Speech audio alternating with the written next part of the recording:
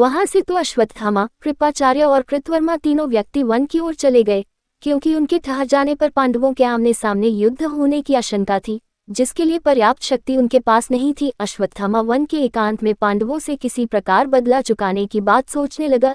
एक तो पिता का वध और फिर उस राजा का अन्यायपूर्वक वध, जिसके लिए उसने अपने जीवन को समर्पित किया था, उसके हृदय को और भी अधिक उत्तेजित करने लगा। वह किसी प्रकार पांडवों का सर्वनाश कर डालना चाहता था, लेकिन इतनी शक्ति न होने कारण कोई ठीक योजना नहीं बन पाती थी। सोचते सोचते रात हो गई, लेकिन फिर भी उसको नींद नहीं आई। जब रात के 1-2 पहर निकल गए तो उसने देखा कि उसी बरगद के पेड़ पर, जिसके नीचे वह लेटा हुआ था, एक उल्लू आया और सोते हुए कौओं का शिकार करने लगा। कौओं के बीच कोलाहल मच गया, लेकिन उल्लू ने बहुत सी कौओं को मार दिया। अश्वत्थामा ये सब कुछ देखता रहा।